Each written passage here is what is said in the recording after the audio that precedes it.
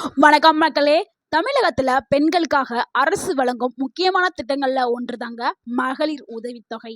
இந்த திட்டத்தின் மூலம் தகுதியான பெண்களுக்கு மாதந்தோறும் 1000 ரூபாய் வழங்கப்பட்டு வருகிறது. தற்போது வளரும் 2500 அதிகரிக்கப்படுமா, எப்படி பெறுவது, எந்தெந்த ஆவணங்கள் தேவை என்று இணையத்துல தேடிக்கிட்டு வருகின்றார்கள். இந்த வீடியோல நம்ம பார்க்க போறது இந்த மகளிர் உதவித்தொகைக்கு தேவையான ஆவணங்கள் எவை, யாருக்கெல்லாம் இது கிடைக்கும், 2500 பெறதுக்கு தேவையான முக்கியமான ஆவணங்கள், விண்ணப்பிக்கும் முறை, ரேஷன் கார்டோடைய முக்கியமான பங்களிப்பு எவ்வளவு இருக்குது, வங்கி கணக்கு எப்படி இருக்க வேண்டும், விண்ணப்பம் நிராகரிக்கப்படுறதுக்கான காரணங்கள் என்ன, திருப்பி மீண்டும் அதை எப்படி மறுபடியும் அப்ளை செய்வது, பொதுமக்கள் கேட்கக்கூடிய அனைத்து கேள்விகளுக்குமே இந்த ஒரு வீடியோல எல்லா பதில்களுமே இருக்குது. ஸோ வீடியோவை கடைசி வரைக்கும் பாருங்க, உங்க குடும்பத்தினருக்கும் மிகவும் பயனுள்ளதாக இருக்கும்.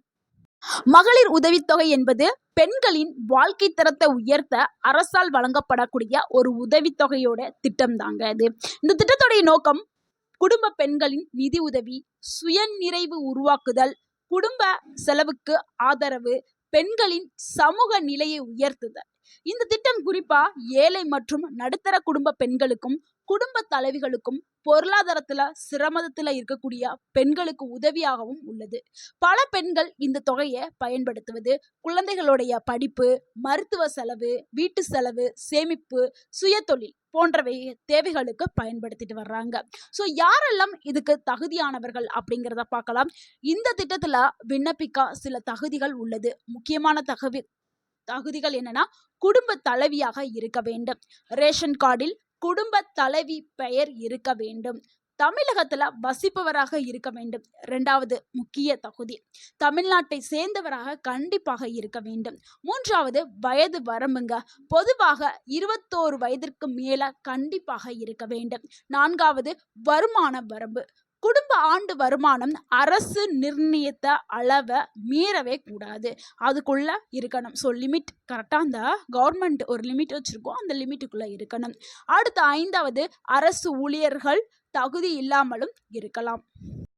அதாவது கவர்மெண்ட் எம்ப்ளாயீஸ் வந்து ஆல்ரெடி கவர்மெண்ட்லேருந்து பணம் பெற்றுட்டு இருக்காங்களே, அதனால அவங்க இந்த இதுக்குள்ளே வரமாட்டாங்க அப்படின்னு சொல்கிறாங்க. அதே மாதிரி வருமான வரி அதிக அளவில் வந்து டேக்ஸ் செலுத்துகிறவங்களுக்கு இந்த ஸ்கீம் கிடையாது அப்படின்னு சொல்கிறாங்க.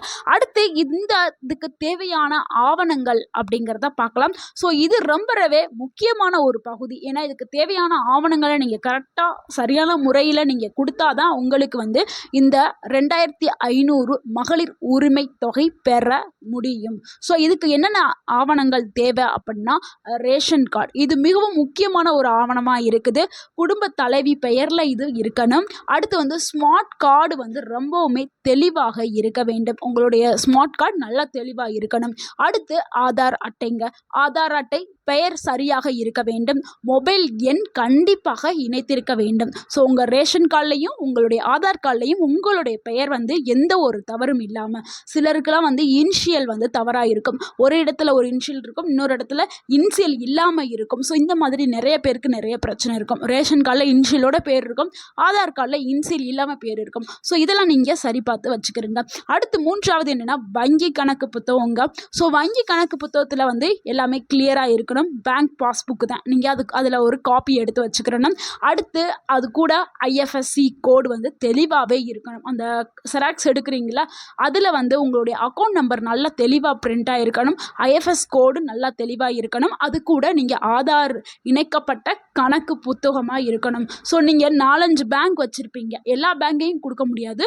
உங்களுடைய ஆதார் வந்து எந்த பேங்க்கில் வந்து இணைஞ்சிருக்கோ அதை தான் நீங்கள் கொடுக்கணும். அப்புறம் நீங்கள் அப்ளை பண்ணிவிட்டு காசு ஏறல அப்படின்னு நீங்கள் சொல்லக்கூடாது.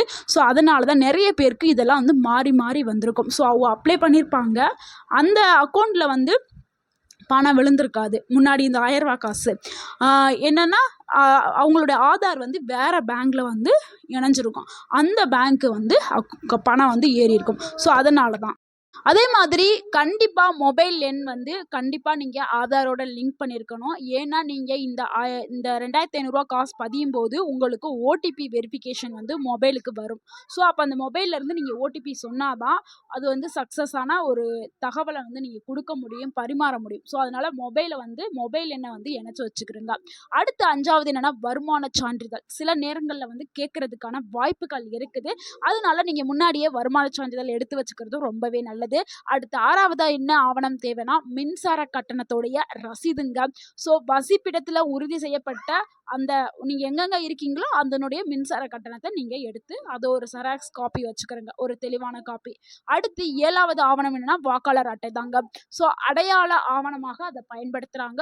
இதையும் கேட்க வாய்ப்பு இருக்கு. அதனால இந்த 7 ஆவணங்களுமே கண்டிப்பாக உங்க கையில வச்சுக்கிறது ரொம்ப தேவை. இப்ப எப்படி விண்ணப்பிக்கலாம் அப்படிங்கிறதுக்கான விண்ணப்பிக்கும் முறைய பார்க்கலாம். பலரும் எப்படி அப்ளை செய்வது என்று தெரியாமலே நெறைய பேரு இந்த ரூ. 1000 காசுக்கு நெறைய பேரு அப்ளை பண்ணாம விட்டுட்டாங்க. நீங்களும் இந்த வீடியோ பார்த்துட்டு இருந்தீங்களா? நீங்க இந்த முறை நீங்க விட்றாதீங்க.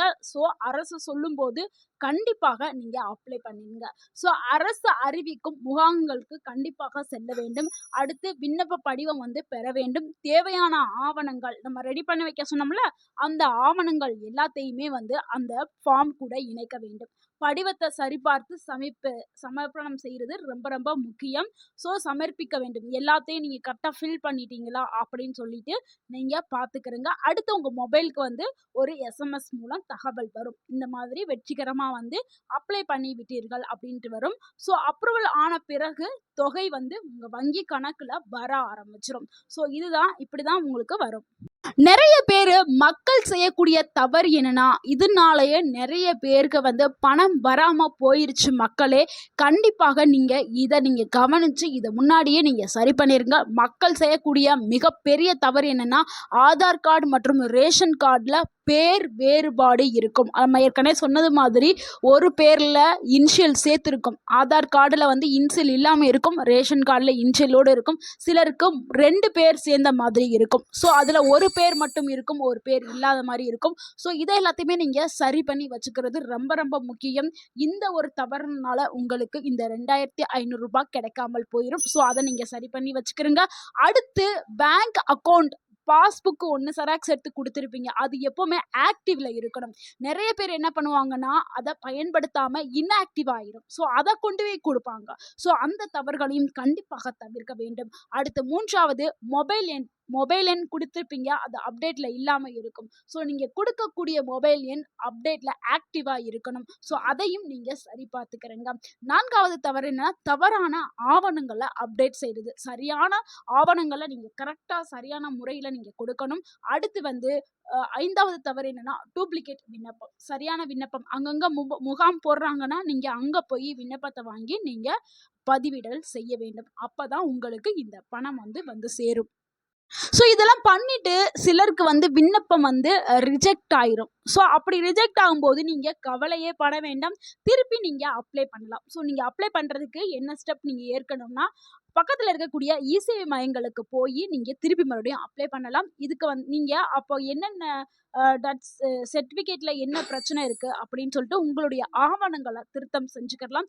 அடுத்து பெயர், அந்த பர்த் சர்டிஃபிகேட் இது எல்லாத்தையுமே நீங்க சரி பண்ணி மறுபடியும் நீங்க விண்ணப்பிக்கலாம். பலருக்கும் 2வது முறை வந்து அப்ரூவல் ஆயிரும். ஸோ, 2வது முறை செய்யும் பொழுது உங்களுக்கு பணம் உங்க அக்கவுண்ட்ல வந்துரும். ஸோ, இந்த மாதிரி தான் பண்ணணும். மக்களே, முக்கியமான சில அறிகுறிகள். யார்ட்டயும் பணம் கொடுத்து அப்ளை செய்றேன்னு சொல்லிட்டு பணத்த கொடுத்து ஏமாந்துராதீங்க.